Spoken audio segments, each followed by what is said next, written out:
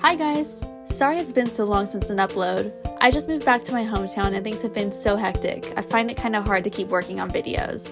And I know I said in my next video I'd be going over my process of building community lots, but that video is just taking me forever and I really wanted to get something out to you guys who've been waiting so patiently. So for this episode, I thought since a lot of you commented on being interested in my Sims, that maybe I would show you my process of making enough households to fill up your save file. This video may not be for everyone, since it mostly is just messing around create a sim, and everyone knows how to do that. This is more for those who find it hard to keep making sim after sim and staying inspired and motivated to keep working towards creating an entire population of their own Sims. So with that, let's get started. There are a few ways to begin my process of making households. Sometimes it's easy just to dive in and start messing around with their appearance and see where that takes me, but more likely I feel a need for inspirations when I'm trying to make up my own Sims. To do that, I come up with a sort of backstory to guide me on who the sim is supposed to be. There are a few ways to begin a backstory. The first way is simply coming up with one from your imagination. Is your household a happy little family with a nice mom and dad and perfect children with a dog as a cherry on top? Is it going to be a single dad raising his 3 daughters alone? A big sister raising her younger sibling because who knows where their parents are? A newly wedded couple that are just so in love? Or maybe an old lady who has too many cats for her own good? You gotta be dramatic with these things. It makes the process of creating Sims more interesting and makes them feel more real, unique, and memorable. It's always nice when you're playing your own save file and you recognize the Sims that fill your world and you know who they are and what they're about. If you feel like you lack the imagination for backstories and you find yourself stuck when you're staring at the Create a Sim screen, another way to come up with one is just by picking from the roles and careers that Townies automatically fill in your game. I'm talking about like the postman, fireman, or lifeguards. You know, the jobs that you don't actually control, like the vendors that work in stalls or the paparazzi. Now, you don't need this mod when creating your Sims, but if you're going to want to actually fill the role that you picked that inspired your Sim, you would need to download the NPC Control Mod. This mod is so cool because it lets you manually choose a career or role you want your Townies to play. I'm already planning on making a video explaining more on the mod and how to use it, but I'll link the mod down below if you're interested in trying it out. Here's a list of all the possible roles and careers that are automatically filled by the Townies you don't play as. Even without the mod, I find it easy just picking a role and creating a sim that I would imagine would play that part. It really helps me get rolling on all the Sims I'm going to have to make to fill up my own save file, since I'll need a lot. Feel free to pause here to take a screenshot or write down this list for future reference.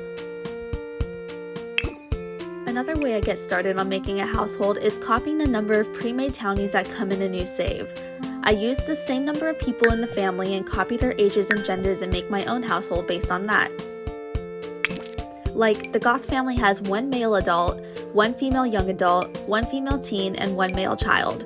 So I would create a household that has the same ages and genders so that when I delete the Goth family when making my own save file, my own household will perfectly fill their place.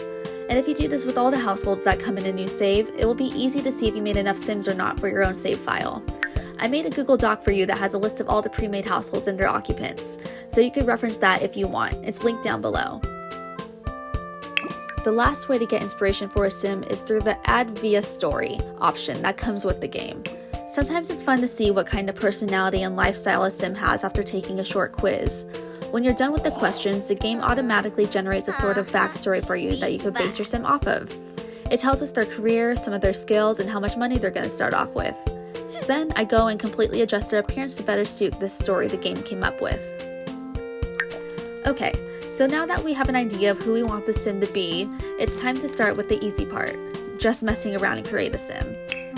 I start with the adults in the household, since it's easy to genetically add their kids after. So we have a brand new sim that is probably looking a little funky. I sometimes randomize them a few times to see if any of these sims stand out and make a good starting point for me. I still want the sim to be completely made by me, so they probably won't even look like the randomized sim in the end anyways. And sometimes clothing and hair I find distracting, so I get rid of those. I begin with their facial features. I click onto faces and either randomize or select what ethnicity I'm picturing this sim being. Then I select their eyes and adjust them manually or just pick one from the choices on the left. Sometimes I feel like my Sims start looking a little weird if I manually change their features too much, so sometimes the options on the left end up looking better. So I do this with all their facial features, just adjusting and selecting and randomizing until I get a Sim looking like my own. Next I do hair, which plays a very important role. People's hair is a huge identifier and it really helps show what kind of personality a Sim has. Like, depending on it being long, short, curly, clean cut, dyed, or all styled up, all that helps tell the sim story. And don't forget adding facial hair every once in a while really helps with showing their personality. Now I move on to their body, and I click a body type that should fit what I imagine this sim's lifestyle being, and then manually make little adjustments from there. Don't forget to adjust their posture. Also, I always forget to add tattoos, but they're a really good feature to add individuality to your sims.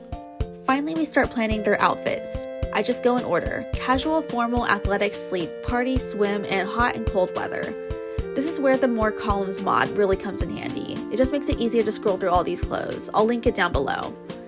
If you find yourself always going for the same items, don't forget there's the randomize option for each category of clothing that sometimes comes up with things you might not even know are there. And don't forget accessories. Bracelets, glasses, rings, watches, necklaces, earrings, and hats all help pull a sim's look together. And then I always finish up a sim by adding their makeup if they wear any. And we do this for each clothing category, just trying to put together outfits that make your sim really become who you imagine them being. And now we're almost done. But before moving on to either adding another sim or saving them to your gallery, we have to finish up the last details. Coming up with names might be my favorite part. Like, your sim is really close to being finished and completely their own person. Either right away, just by looking at your sim, you may already know their name, or sometimes randomizing names gives you good ideas. But usually I'm extra and I like going to baby name sites or Googling for lists of names. I do the same with their last names, but usually going by nationality for those. I'll search like British last names or Irish, Vietnamese, German, and so on. Next, I adjust their voice and give them a certain walking style if it seems suitable and helps express who the sim is. Usually though, the walking styles are so extra and noticeable, I save them for the more dramatic type of sims. Now we pick their aspiration, whichever you think is closest to who the sim is. And then there's their traits, and then finally their likes and dislikes. And now we're finished. We have a unique sim that could inhabit your save file and run around your world. We repeat this process for any sims we add to the household. This is very time consuming, but I promise if you are this detailed when making your sims, they will be more special to you and recognizable, which makes it more satisfying seeing them live out their lives in your save file. A tip I have to try and cut back on the amount of time I spend on a sim is to set up a timer. Usually I give myself 10 minutes to see how fast I could get when all finished. It makes me work faster and just more aware of my time. I think that basically covers my process of making my townies interesting and special to me in my save file. I really hope you guys find this a little useful. Even though we mostly know how to create a sim, maybe I gave you some ways to get inspired to keep making townie after townie until you have enough to fill up your own save file.